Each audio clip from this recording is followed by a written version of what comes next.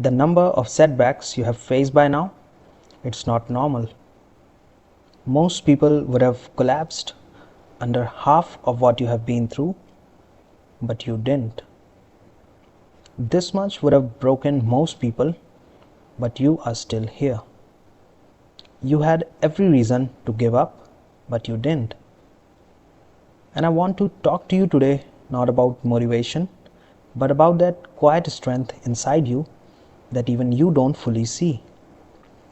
You have faced heartbreaks, the kind that make you question your worth. You have known the sharp edge of betrayal, sometimes by those you trusted the most. You have experienced loss in forms big and small, some of it permanent. There were moments you lost your job or feared losing your place in the world altogether. There were times when money ran dry and hope felt distant. And when I think about all that, when I add it all up, that much pain would have made anyone give up. And yet, here you are through all of it.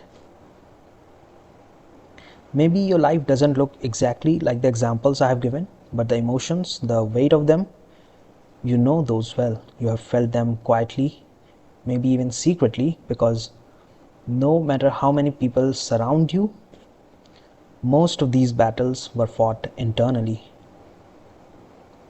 You have woken up with heaviness. You have gone to sleep hoping the next day would feel a little lighter.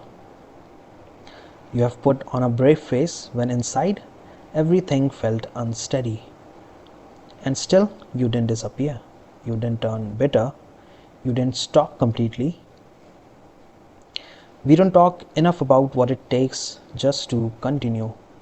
Not to win, not to rise, just to keep going, to do the next thing, to show up again. The world celebrates the comeback stories, the flashy turnarounds, the glow-ups, the success arcs. But what about those who are still in the middle of it, who haven't made it but haven't given up either? Psychologically, when a person faces repeated failure or loss, the mind starts to lose belief. It stops projecting a better future. It starts whispering things like, maybe this is all there is, or maybe I have already missed my window. I'm tired of trying to be okay. Or things like, even if things changed, I don't think I would feel anything. That's not weakness, that's survival mode. It's what happens when the nervous system gets tired of hoping. Add to that the constant comparison online, the curated wins of others, the pressure to stay positive, and it's not hard to understand why so many quietly shut down emotionally. Even self-help begins to sound like noise after a while. Another morning routine, another high performance video, another list of things to fix yourself. But what if you didn't need fixing? What if even in your lowest state, there's something intact inside you, something no amount of failure could take away? Because if there wasn't, you wouldn't be watching this video right now. You would have tuned out long ago, but you didn't. And that says something. It says you have endured, you have adapted, you have bent without breaking. And while you might not have all the answers, you have already done what many couldn't. You have stayed human. You have kept the light on even when no one else noticed. This isn't about glorifying suffering. It's about naming the quiet dignity that comes from not giving up, even when it would have been completely understandable to do so. Resilience isn't loud. It isn't always confident. Sometimes it's just waking up and doing your best not to fall apart today. And that alone is strength. Albert Camus once wrote, sometimes carrying on, just carrying on, is the superhuman achievement. He wasn't exaggerating. He understood that resilience isn't loud. It's not heroic in the way movies show it. It's just continuing through doubt, through exhaustion, through days when nothing makes sense. As I said, you have endured, you have bent without breaking. But let's be honest here. When life keeps testing you, when the setbacks feel never ending, when it's not just one bad year but several, there comes a moment when you can't help but ask, why does this keep happening to me? Why is life so unfair? You might not say it out loud. You might not even admit it to your closest friends. But the thought has crossed your mind, probably more than once. You are told not to compare your life to others. But how do you not compare when it feels like you are the only one moving through fog while everyone else walks in sunlight? Some people seem to cruise through life. Their plans work, their relationships are stable. Even when they stumble, something or someone seems to catch them. And meanwhile, your story feels like a minefield. Every time you think you are gaining ground, something explodes beneath your feet again. You try to stay good. You try to stay kind. You're not perfect, no one is, but you have never been out to harm anyone. You have never stepped on someone to get ahead. You don't lie. You don't manipulate. And still, life keeps handing you the heavier load. It's hard not to wonder, why do people who have done worse walk easier paths? What did I do to deserve this? Is life just random, or is there some pattern I will never understand? You don't want to become negative. You don't want to sink into bitterness.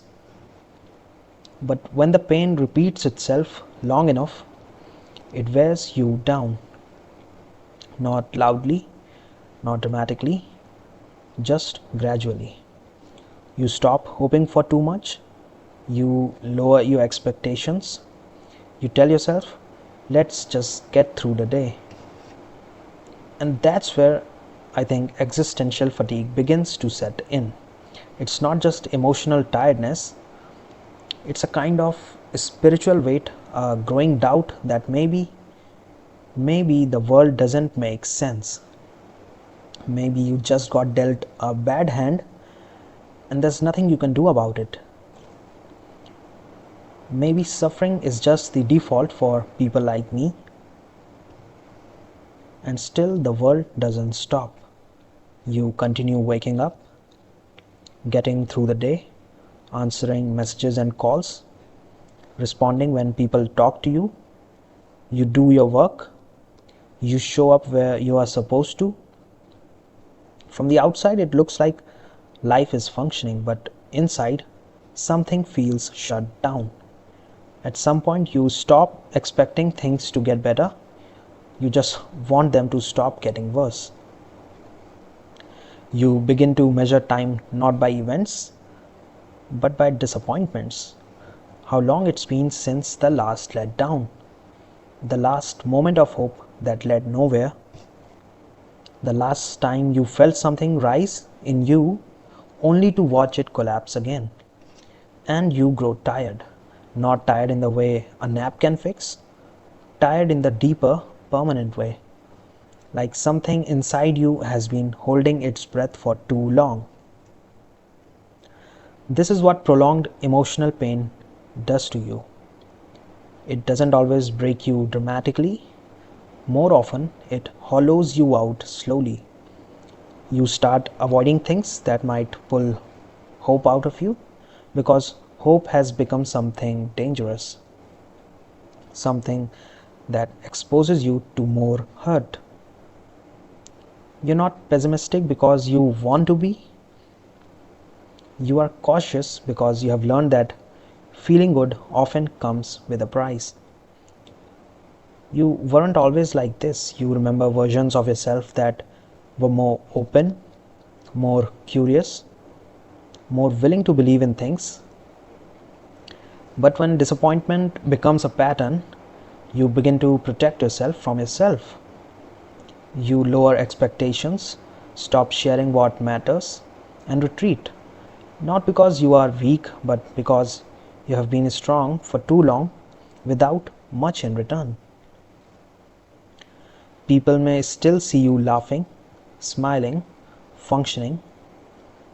That's the paradox. The more competent you appear, the more invisible your pain becomes.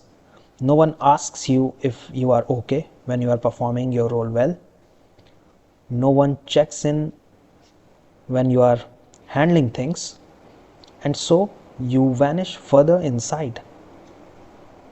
Over time, you begin to feel disconnected from the world, like you are watching your life rather than living it.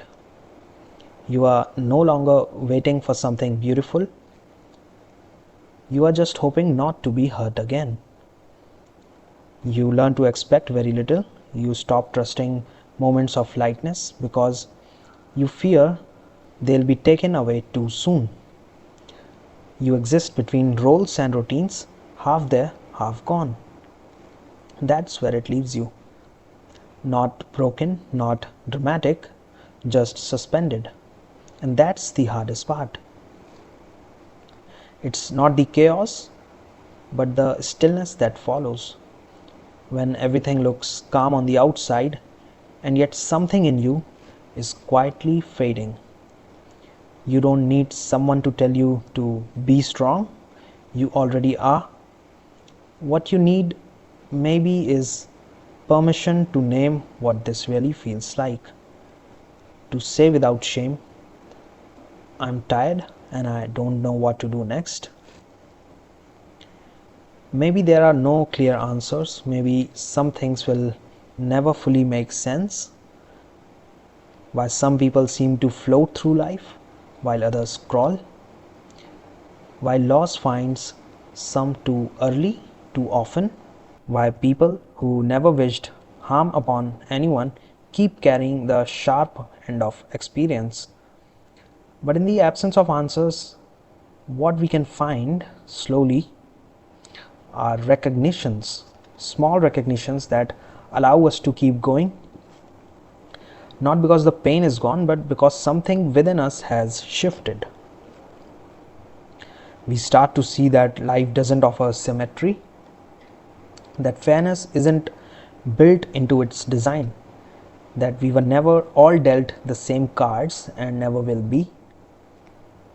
And once we stop expecting that kind of cosmic balance, we stop measuring ourselves against timelines that were never meant for us. Because the truth is, not everyone's life unfolds at the same speed. Not everyone blooms by 25 or achieves by 30 or shines by society's schedule. Some people are repairing damage, some are learning how to survive, some are carrying inherited burdens, some are still figuring out who they are beneath the noise. To expect everyone to be on time in the same way is not only foolish, it's cruel. It's the kind of thinking that comes from people who have never had to sit with real suffering or uncertainty or fear. It's the kind of pressure that comes from people who have only known surface level living. They say, you are 24, why aren't you earning more?